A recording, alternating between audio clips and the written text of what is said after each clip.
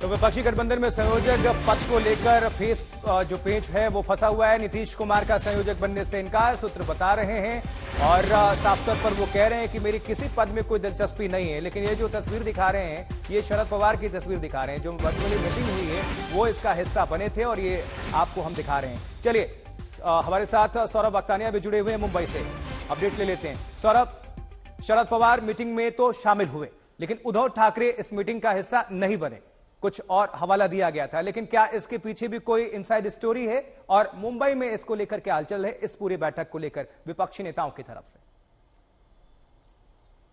जी देखिए, अगर मुंबई की बात करें तो मुंबई में जो विपक्ष है इस बार बहुत ही ज्यादा कमजोर नजर आ रहा है। जिस तरीके से दोनों पार्टियों में स्प्लिट हुआ है, एक तो पहले शिवसेना की बात करें, दूसरी एनसीपी की बात करें, और हाल ही में शिवसेना के लिए तो जैसा डिस्क्वालिफिकेशन के लिए जो जजमेंट आया है कि असली शिवसेना तो एकनाथ शिंदे की है, तो कहीं ना कहीं उद्धव ठाकरे की सेना कमजोर नजर आ रही है। और साथ ही शरद पवार और उद्धव ठाकरे ने दोनों ने कल ही स्पष्ट किया था, आज उद्धव ठाकरे ने भी जो प्रेस कॉन्फ्रेंस ली उन्होंने ये कहा कि उनका पहले से ही एक कार्यक्रम तय है। और उद्धव ठाकरे ने तो ये भी कहा कि शायद मैं जो हूं वो उस ऑनलाइन मीटिंग में भी शामिल ना हो पाऊं। लेकिन बहरहाल जिस तरीके से जो खबर आ रही है, चाहे वो नीतीश कुमार की हो कि खड़गे की हो, सहमति शरद पवार ग्रुप और उद्धव ठाकरे ग्रुप से जरूर आएगी। क्योंकि एक तरीके से जैसे बीजेपी ने कहा कि उनके पास कोई ऑप्शन नहीं है, उनकी पार्टी कमजोर है। फिलहाल अगर जो उनके दौरे की बात करें तो आज उद्धव ठाकरे जो है कई सारे जो विधानसभा क्षेत्र है उसका दौरा कर रहे हैं। वो कल्याण, ठाणे, मुंबई उस इलाके में है। जो शरद पवार है वो भी बाहर मौजूद है और उनकी भी अभी एक सभा हुई, वो अभी लाइव प्रसारण किया गया। तो वो दोनों बिजी चल रहे हैं और उन्होंने यही हवाला दिया कि उनका जो सुनियोजित कार्यक्रम था इसी वजह से वो इसका हिस्सा नहीं हो पाए। लेकिन शरद पवार ने ऑनलाइन इस पूरी मीटिंग को अटेंड किया है। और पहले से अगर जो मैं बात करूं कि एमवीए ने नीतीश कुमार के चेहरे पर सहमति दी है। तो अब जिस तरीके से अगर जो सूत्रों से हलवा से खबर आ रही है कि खड़गे चीफ बने तो उनका क्या रिएक्शन होगा, काफी इंटरेस्टिंग होगा ये जानना। निश्चित तौर पर देखने वाली बात भी होगी। चलिए अब दर्शकों को लिए चलते पश्चिम बंगाल, कोलकाता से सूर्याग्नि हमारे साथ जुड़ चुके हैं, हमारे सहयोगी। सूर्याग्नि, पहले से हम देखते रहे हैं कि खटास टीएमसी और कांग्रेस में, खासकर अधीर रंजन चौधरी लगातार वो हमले कर रहे हैं। तो ये बात आगे कैसे बढ़ेगी? अगर वो 2 सीट देते हैं तो ये 2 सीट के लिए तैयार नहीं होंगे, राजी नहीं होंगे। साथ ही संयोजक पद को भी लेकर बहुत कुछ अगर मगर का पेच फंसा है। तो अभी क्या हलचल है पश्चिम बंगाल में? जी, सबसे बड़ा सवाल अभी भी वही बनता है कि क्या पश्चिम बंगाल में कांग्रेस की, प्रदेश कांग्रेस और तृणमूल के बीच में कोई सीट शेयरिंग होगी कि नहीं होगी, यही शायद सबसे बड़ा सवाल अभी भी बनता है। क्योंकि डायनामिक्स जो है वो बहुत ही पेचीदा है। क्योंकि एक तरफ जहां पे हम लोग देखते हैं कि यहाँ पे ममता बनर्जी, अभिषेक बनर्जी के साथ सोनिया गांधी, राहुल गांधी, प्रियंका गांधी, मल्लिकार्जुन खड़गे की बनती है, उस वहीं पर जब ये ग्राउंड रियलिटी पे ये आ जाता है, पूरा डायनामिक्स ये पूरा ही चेंज हो जाता है। जैसे कि अधीर रंजन चौधरी और ममता बनर्जी के बीच में जो जंग 2016 से पॉलिटिकल जंग जो चल रही है वो खत्म होने का नाम नहीं लेती है। क्या ये भी वजह हो सकती है सूर्याग्नि की इस बैठक का हिस्सा नहीं बनी ममता बनर्जी? हालांकि हवाला कुछ और दिया गया था व्यस्तता का, लेकिन ये भी एक वजह हो सकती है उनमें से, खटास। देखिए सूत्रों के हवाले से जो खबर सामने आई है अभी तक उसमें ये कोई इशू है नहीं। उनका दावा है कि ममता बनर्जी वो चीफ मिनिस्टर हैं, उनका प्री शेड्यूल्ड प्रोग्राम्स हैं और इसी कारण से शॉर्ट नोटिस पे उनको बताया गया था, इसीलिए वो ज्वाइन नहीं कर पाई। यही ऑफिशियल स्टैंड है तृणमूल कांग्रेस का इस पर्टिकुलर विषय पे।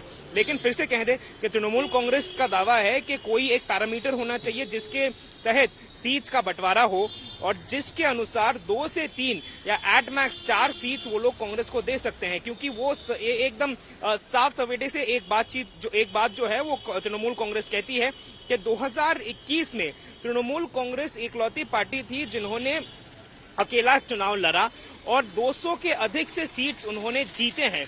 और कांग्रेस का जब वो लोग एग्जाम्पल देते हैं तो वो कहते हैं कि कांग्रेस लेफ्ट और आईएसएफ, इंडियन सेक्युलर फ्रंट के साथ उन्होंने इलेक्शन लड़ा और एक भी सीट जीत नहीं पाई। तो कैसे जो पार्टी जिस एक अलायंस में भी एक सीट जीत नहीं पाई वो कैसे 8 से 10 सीटों की डिमांड कर सकती है। तो ये तृणमूल का वर्जन है। कांग्रेस दूसरी तरफ से ये दावा करती है कि जिन सीटों का वो मांग कर रहे हैं उन पे उनका जीत जो है वो निश्चित है। तो यहाँ पे फिर से वो सवाल आता है आशुतोष कि क्या सीट शेयरिंग कांग्रेस और तृणमूल कांग्रेस के भीतर पश्चिम बंगाल में आखिर तक होगा कि नहीं होगा? आशुतोष ठीक है सूर्याग्नि, नजर बनाकर रखिएगा। अमित, आपके पास आना चाहेंगे। अमित, ये बताइए कि प्रधानमंत्री नरेंद्र मोदी लगातार वो कहीं लोकार्पण कर रहे हैं, उद्घाटन कर रहे हैं, शिलान्यास कर रहे हैं, हर राज्य का दौरा कर रहे हैं। बीजेपी कहीं धुआंधार प्रचार कर रही है, एनडीए का पूरा कुनबा उतर चुका है अभी से ही, और बहुत ज्यादा वक्त बाकी नहीं है, और उसमें अभी सीट शेयरिंग का फॉर्मूला तय नहीं हो पाया है, उसमें संयोजक को लेकर तय नहीं हो पाया है, प्रधानमंत्री का चेहरा कौन होगा ये तय नहीं हो पाया है, और वक्त बहुत ज्यादा बाकी नहीं है। तो ये बात कैसे आगे बढ़ेगी? ये चुनौती कितनी बड़ी है एनडीए को रोकना, इंडिया गठबंधन के लिए?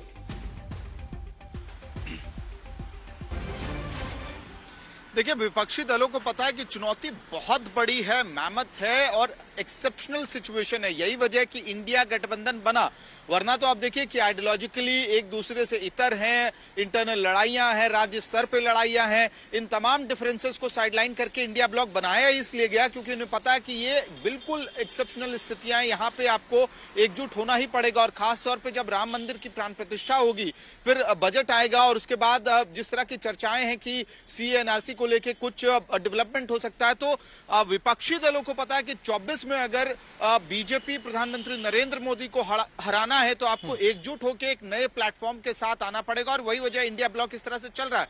लेकिन निश्चित रूप से एक बार सीट शेयरिंग का फॉर्मूला जब सील हो जाता है, सीट शेयरिंग एग्रीमेंट हो जाता है, उसके बाद कहीं ना कहीं जो स्टेट यूनिट्स हैं उनको बहुत एग्रेसिवली यहां से काम करना पड़ेगा।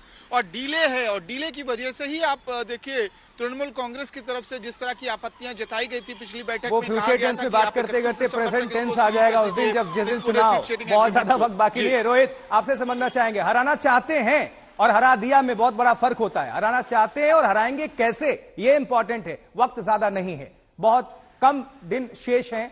पूरी तरह से जो मैंने सवाल दोहराया कि भारतीय जनता पार्टी लगातार आक्रामक है, हमले कर रही है, हर जगह तैयारी कर रही है, एनडीए का पूरा कुनबा भी मोर्चा संभाले बैठा है, इंडिया गठबंधन में अभी तक कुछ भी तय हो नहीं पाया है, तो ये डगर बहुत मुश्किल है। यहां से मौसमी से ये सवाल लेते हैं। मौसमी